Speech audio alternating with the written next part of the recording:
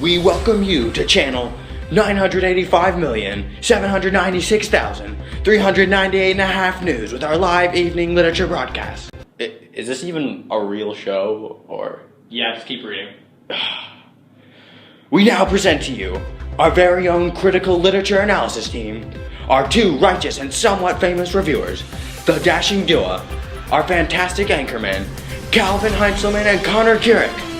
Tonight, the two will discuss and analyze J.R.R. Tolkien's The Hobbit, originally written in 1937. Good evening. I'm Calvin Heintzelman. And I'm Connor Kurek. However, tonight I'm afraid all is not well. Someone managed to spill coffee on the teleprompter. Yeah, sorry for that. I don't mind using paper scripts.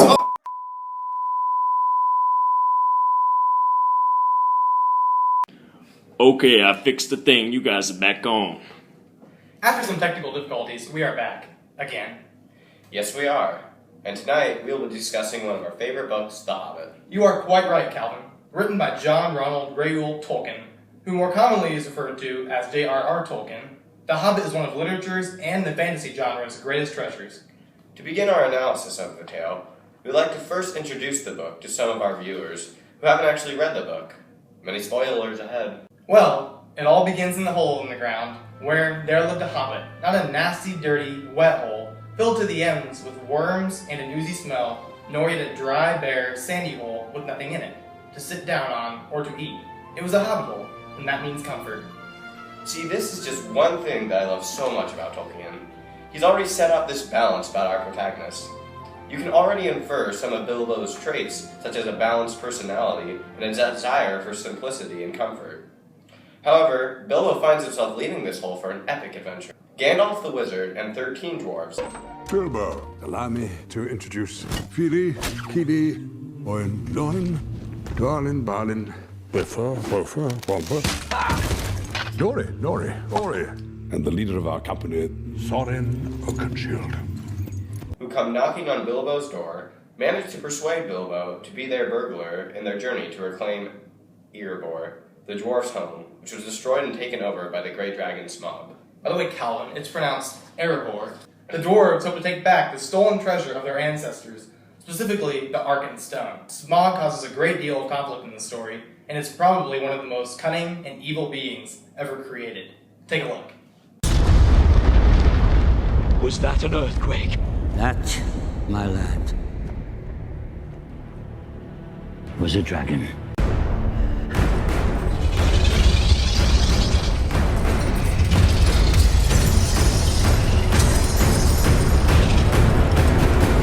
As you can see, Smaug means business. And please note that that clip is from the second film, but Smaug is equally as dangerous in the novel. We'll hear more about him later. Throughout the story, the group gets into many sticky situations. However, they manage to get out of all of them with the help of Gandalf and Bilbo. First off, they meet some unfriendly trolls. However, they manage to get away from them with the help of Gandalf. They then go into their cave and find elvish weapons. They then go to an elvish city and learn a bit about their new weapon. And then after that, our timid hobbit and company journey through the rugged, misty mountains and encounter giant stone giants. Yes, quite giant giants indeed. They were rather large. Then our heroes find refuge in a nice-looking and falsely safe cave.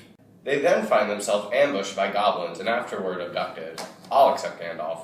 Gandalf shows up in a nick of time, kills the great goblin, and escapes the caves with the dwarves in a happy, smashing goblin fest. Bilbo, however, gets knocked out and wakes up to find himself in a riddle game with an odd creature named Gollum. Bilbo steals Gollum's magic ring, which makes the person wearing the ring invisible, and then escapes the goblins with this ring and gets back together with the rest. Little did he know that this ring is very important. This group, however, finds themselves being chased by the goblins and wolf-like creatures named wargs. Neither Bilbo nor Gandalf could get them out of this one. However, giant eagles save them, which is perfectly normal in Middle-earth, of course. They then visit Gandalf's dangerous but helpful friend in the forest called Beorn. These new friends prove to be quite useful at the end of the story.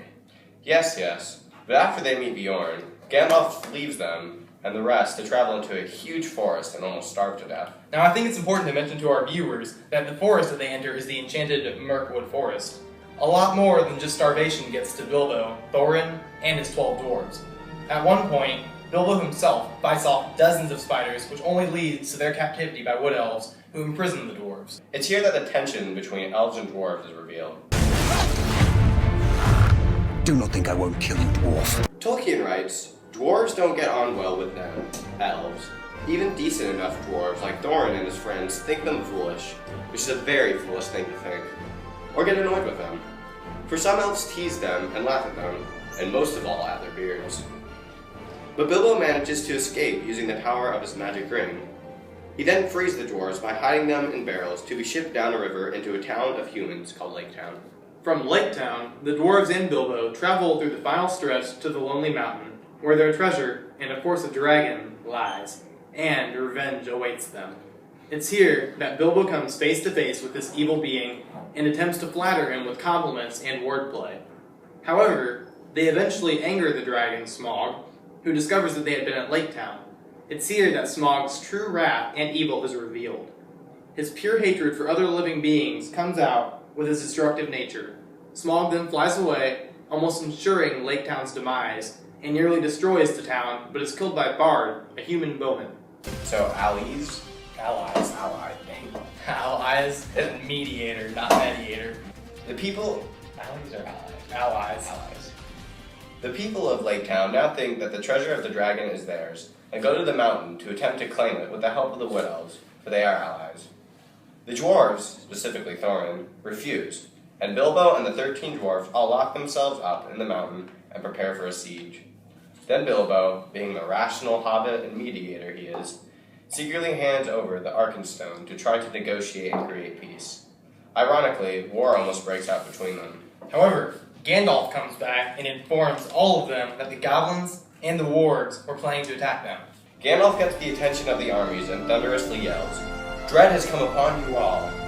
Alas, it has come more swiftly than I guessed. The goblins are upon you."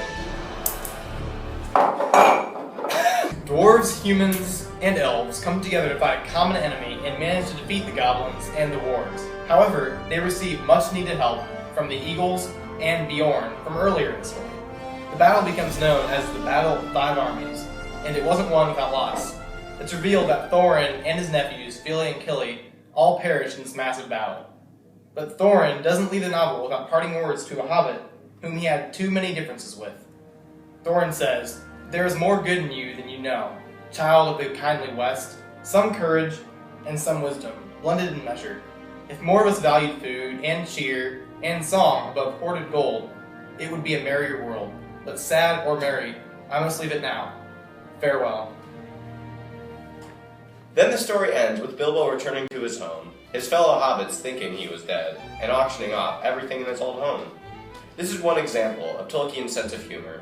Also, everyone seems to think that the adventure had really changed Bilbo, and so should the reader. Indeed, my fellow good anchor. In fact, at the end of their adventure, Gandalf says to Bilbo, "Something is the matter with you. You are not the hobbit that you were." Yes, indeed. For as The Hobbit opens, Bilbo Baggins is a smug, wealthy, timid, Borgias recluse enjoying a secure and comfortable life. His wealth and security manifest a kind of greed. One might even say he hoards his wealth like a dragon on a pile of gold. But just as Gandalf pointed out, there is a major development within Bilbo throughout the whole story. In fact, right off the bat, Gandalf noticed the potential within Bilbo. He says, "Let's have no more argument. I have chosen Mr. Baggins, and that ought to be enough for all of you. If I say he's a burglar he is. Or he will be when the time comes. There is a lot more in him than you guess, and a great deal more than he has any idea of himself." When Bilbo decides to go on the adventure with Gandalf and the dwarves, he opens himself up to a world outside of his comfortable hobbit hole, and becomes aware enough to be able to relieve himself from his desire for comfort. One scholar realizes this about Bilbo, and states that slaying his greed is the condition for his being capable of opening himself to tradition. By realizing his contingency, he becomes capable of transcending Hobbiton's parochialism. Hobbiton's parochialism. Oh yeah, of course, that's better. Yes, you see, Bilbo was, as one might say, adapted to the continuous and calm culture in his hometown of Hobbiton. By leaving, even temporarily, to go on his adventure, Bilbo becomes capable to change his mindset on life because he's introduced to other cultures. What's interesting about Bilbo, though, is that throughout the novel, Bilbo develops into his full potential as a character, but he never really changes. While Bilbo gets into a lot in his adventure, and even has a showdown with Smaug himself, he still constantly longs for his simple old life and his home. Tolkien writes, he, Bilbo, was thinking once again of his comfortable chair before the fire in his favorite sitting room in his hobbit hole, and of the kettle singing, and not for the last time. Another important aspect of Bilbo is that he maintains his true inner character regardless of the situation. Even when the dwarves become corrupted by greed in the Lonely Mountain, he uses his common sense to try to end the whole ordeal. Now, the most important thing to note about Bilbo is simply the irony of a hobbit being a hero that has become so lovable in literature. Richard Roos writes, how does an author create a characterization of a hobbit, a little person smaller than a dwarf, and having no beard and wearing no shoes because of his furry feet? Hobbits must have a style all their own. He's so lovable simply because Bilbo is so unique to the hero world. Because Bilbo is so small, he faces his greatest enemies in the novel with words and wit, rather than just his sword. Cathy Cupitt writes, in The Hobbit, words become mightier than actions, as Bilbo's most significant confrontations with foes like Gollum and Smaug take the form of trial by riddles.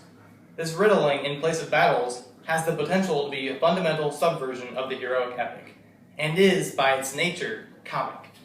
Comic subversion is just another major technique that Tolkien used in The Hobbit, with Bilbo as its main tool.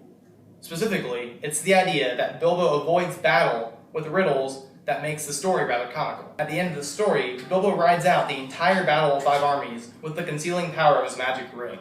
I mean, he doesn't fight at all in the biggest battle of the story. But in the end, Bilbo is happy to be small. You are a very fine person, Mr. Baggins, and I am very fond of you.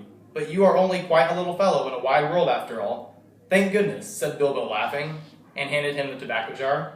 Tolkien has successfully created one of the most unique and ironic heroes in fantasy literature, Bilbo Baggins. After all, though, it's up to the reader to decide whether or not he or she likes and can relate to this hobbit. Well, aside from just Bilbo, there are quite a few other things to be noted about The Hobbit. Did all of you know that this book was simply intended for a younger audience? What's so interesting about this is that today, people of all ages dive into the world of Tolkien. Perhaps it's due to the novel's simple themes that hit home in the center of the human heart. As Roos writes, the successful novelist combines plot, setting, character, dialogue, and theme in such a way that they complement one another to create a unity that commands the interest of the reader by engaging him in an experience of universal values. J.R.R. Tolkien is a successful novelist. Well, yeah, with a fantasy novel with such an engaging story, it's no wonder people of all ages have loved this book. But now, as you know, it's time that we dive deeper into The Hobbit to examine the symbolic meaning behind the story. I'm going to go ahead and stop you right there, Connor. I actually heard that Tolkien disliked symbolism and allegory, and that he didn't use it in his works. Well, we don't know if that's 100% true. Where'd you hear that? Well, I just so happened to videotape Tolkien when he said it last week. Carl, roll the tape.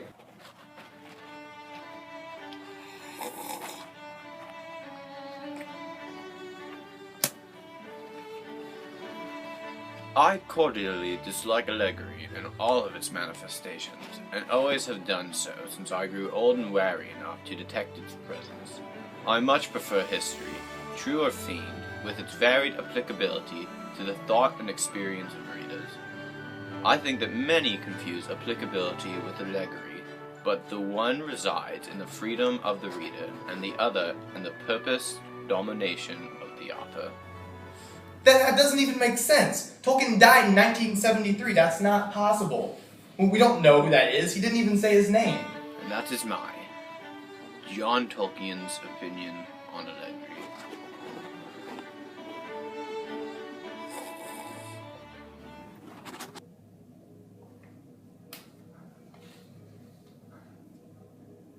Oh. Good job, Carl. Now, it's fair to say that this story is the story of Bilbo Baggins and nothing more. It's just a story. Using Tolkien's statement, it can be said that Bilbo, Thorin, Gandalf, Gollum, Smaug, and Bard are not representations of some bigger idea. They are all simply unique characters in a unique world. They represent just themselves in this classic adventure. Roos states, all this diversity among characters is supported by the diction and tone of their speech. From the most exalted to the lowliest, none speaks out of character. Now, Tolkien has a style of storytelling that is unparalleled by other authors. Not only does the story's narrator directly address the reader on multiple occasions, he also adds a lighthearted element by making even terrible situations comedic. One such situation in the novel is when Bilbo helps Thorin and his 12 dwarves escape from the elves' prison by escape via barrels. Bilbo loads up all of the dwarves into each barrel and doesn't give himself enough time to escape along with them. It was just at that moment that Bilbo suddenly discovered the weak point in his plan. Most likely, you saw it some time ago and have been laughing at him.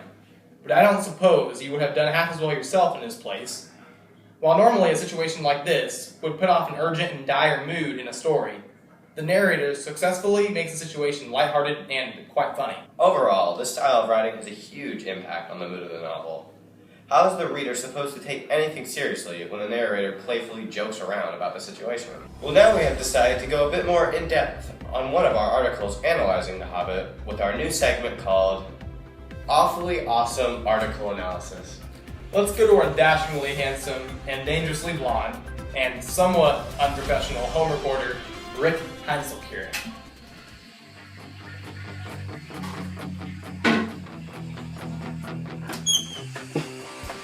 Good evening, America. Wait, or is it world? Hey Jeff, is this live worldwide or just in America? You think I know? Tonight, as you know, our main textual focus is The Hobbit. Just hold on a second, sorry.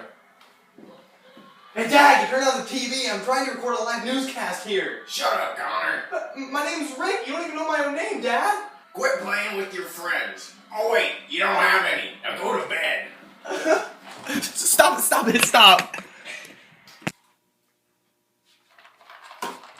Hello, as you know, I'm Rick Heintzelman, and tonight the scholarly article that we will be discussing is called Translation and Criticism, the Stylistic Mirror by scholar Alan Turner.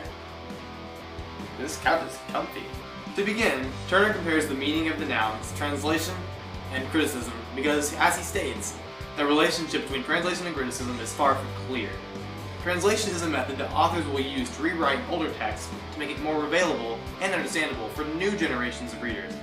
To sum this up, newer generations don't understand older language, so a translation makes this language newer. Turner even goes on to answer just how translators work to accomplish this.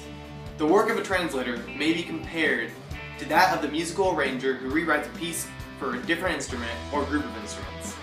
But how does this all apply to The Hobbit? Well, this article points out that Tolkien performs a strong use of literary archaism. Literary archaism employs words no longer current in everyday registers of the language, such as the names of obsolete artifacts or unusual syntactic structures known from the English of Shakespeare and his contemporaries or the King James Bible. It's at this point that Turner proves that he really knows what he's talking about. I myself had to look up many of these new literary terms. Now, it must be noted that The Hobbit was actually rewritten to more accurately merge with the story of the series that sprung out of his prequel, The Lord of the Rings. And Turner notices that all of the poetry and songs within Tolkien's classic remain the same. Turner says that the effect here is of a timeless inherent within the diction rather than a patina of age applied to the surface. What this means is that Tolkien succeeds in not using words or phrases that would tie this novel to any specific time, period, and this is especially visible in his poetry, which will have the same meaning 200 years from now. Now, one place that Tolkien fails in creating this timelessness is where he removes the word tomato from the second edition of The Hobbit and replaces it with pickle. While this might seem like a very minor change, the reason behind this must be examined. You see, it was removed from the novel because the word isn't introduced into Europe until a specific time much later than the events of the adventure, which is supposed to take place in the remote past. So, in Alan Turner's article, he proves that Tolkien is indeed incredibly committed to his writing and successfully created a timeless tale. Now, one last thing has to be mentioned. Turner points out that a major anachronism, or something that doesn't belong in its time period, within his novel is hobbits in general. And as you know, Bilbo Baggins, the main character in The Hobbit, is a hobbit. So Bilbo Baggins, the protagonist of this story, is an anachronism himself. Bilbo lives in an age of mighty heroes that are much stronger than him, who fight their enemies with constant courage and bravery. This outlier in Tolkien's work throws a slightly distorted mirror image against which Tolkien's use of language may be defined, as Turner put it. So, Tolkien has indeed done something very interesting in this novel, knowing this fact. So that's all for your scholarly analysis tonight. Again, I'm Rick Heintzelman. Back to you, Calvin and Connor. Do you have any sixes? Go fish. Hey, we're back live! Hello there, audience. Thank you, Rick. That kid's an odd fellow, isn't he? With looks like Rick's, I couldn't take my eyes off him. He kind of looked like me. I don't see it.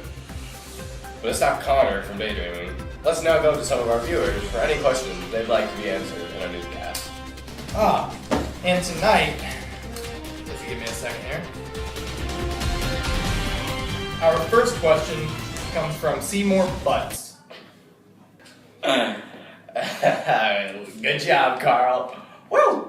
That's okay, I'll just edit out your shenanigans. Yeah, it's a shame this thing is live. You can't edit. Our first question for tonight comes from Holden McGroin. Our first question for tonight comes from Barack Obama. Never heard of him.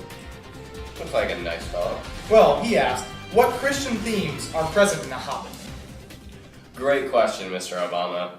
It must first be noted that J.R.R. Tolkien was a devout Catholic. In fact, Tolkien himself was a major factor behind why his friend C.S. Lewis converted to become a Christian. The first simple Christian ideal in The Hobbit is the act of going outside of one's comfort zone for a greater purpose. In the Bible, Christians are commanded to take up their cross and follow Jesus. In fact, we are supposed to... Carl, stop messing around! Put it back! Carl! I'm sorry. In the Bible, Christians are commanded to take up their cross and follow Jesus. In fact, we are supposed to leave everything behind when we do so. As Livingston points out, Tolkien has taught us that staying put is nice, but making a difference in the world is worth the journey. And Bilbo does just this when he leaves his comfort zone to fulfill a purpose he has not yet realized. Okay, it's back. And Bilbo does just this when he leaves his comfort zone to fulfill a purpose that he has not yet realized. As Bilbo runs out the door to catch up with Thorin and his 12 dwarves at the beginning of the novel, Tolkien writes, "To the end of his days, Bilbo could never remember how he found himself outside, without a hat, a walking stick or any money, or anything that he usually took when he went out. Leaving his second breakfast half finished and quite unwashed up, pushing his keys into Gandalf's hands, and running as fast as his furry feet could carry him, down past the lane, past the great mill, across the water, and there on for a mile or more." Bilbo barely thinks about what he's doing. He doesn't even prepare for an adventure. But something grabs a hold of the Hobbit. Carl, I swear to God. I'm sorry. But something grabs a hold of the Hobbit, and he's soon in it, all or nothing. Just like the apostles who decided to follow Jesus on a last-minute notice, they didn't know what they were getting into, but they went along anyways. Another Christian's theme in the novel is the battle against evil. All of the evil characters in this novel are simply evil, and that's it. Nothing more. And all the good characters are simply good, with flaws here and there. In the Battle of Five Armies, readers witness all kinds, humans, dwarves, and elves coming together to fight the true. I'm gonna kill you. Why are you grunting so much? Okay, take 3. In the Battle of Five Armies, readers witness all kinds, humans, dwarves, and elves coming together to fight the true evils of Middle-earth, the goblins. Christians believe that there is only one true evil in the world, and that is Satan himself. The battle is quite possibly Tolkien's way of saying that we on Earth need to be able to put aside minor differences to do whatever we can to end that one true evil that we face, which is Satan. And finally, I believe it is rather fair to say that Gandalf can be considered a Jesus-type figure in the novel. In fact, it is Gandalf who gets Thorin and company out of situations when all else fails. We know that Tolkien didn't like allegory, so it's not accurate to say that Gandalf is the manifestation of Jesus in Middle-earth. But one thing that is correct is the fact that while other characters have some flaw, Bilbo with his temptation for the ring, Thorin with his greed and hate-driven quest, and the elves and their irrational actions, Gandalf doesn't seem to have a single flaw. Or at least he doesn't reveal it. And after all, it was Gandalf's idea to elect Bilbo as the group's burglar. He saw the potential within Bilbo that no one else, even the reader, could see at first. Good question, Barack Obama. Alright, our next question is from Ryan Morey. who attends Verse Laboratory School. Oh yes, we have a picture of him right here. Carl, show it. Okay, hold on. Action. Dashing young fellow with that face, I do say. Well, let's get on to the actual question that this viewer asked us. How's the weather today? I got him. That's okay. Okay, go back. So Mr. Maury's question is, how's the weather today? It's sunny with a chance of this news broadcast, but you can go. Unfortunately, we are just about out of time. But it must be said that there is simply so much more to examine and analyze within The Hobbit that it would be almost impossible to cover everything. So it's up to you. If you'd like to become immersed in a book in which each page of this tale is filled with high adventure and a part of Middle-earth, a world that Tolkien has filled to the brim with so much detail, then pick up a copy of the book for yourself. Nancy Livingston couldn't have said it better. Tolkien had... Nancy Livingston couldn't have said it better.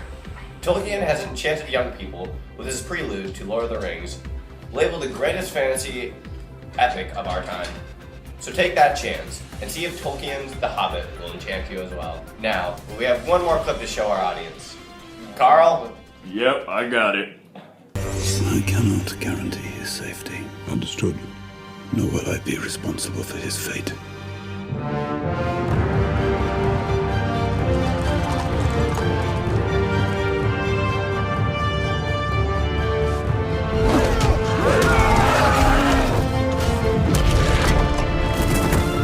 You'll have a tale or two to tell when you come back. Can you promise that I will come back?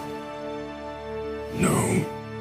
And if you do, you will not be the same. Once again, while the movies are amazing, the true power is found within the text. Reading Tolkien's writing is how one truly gets the experience of being alongside Bilbo Baggins himself, Thorin and company of 12 Dwarves, and Gandalf, the Great Wizard. So again, viewers, it's up to you to discover the true uniqueness of Tolkien's writing. Just like Bilbo took that chance and ran outside of his hobbit hole, take that chance and give The Hobbit a shot. And just like Bilbo, you probably won't regret it. So thank you for tuning in tonight, ladies and gentlemen. I'm Calvin Heintzelman. And I'm Connor Kurek. We hope to see you Carl. next week. So thank you for tuning in tonight, ladies and gentlemen. I'm Calvin Heintzelman. And I'm Connor Kurek. We hope to see you next week for our next literature analysis. So good night, everybody. Woo! That was easy. You want to go get some pizza? Sure. Yo, Carl, we're getting pizza. Oh yeah, hit me up.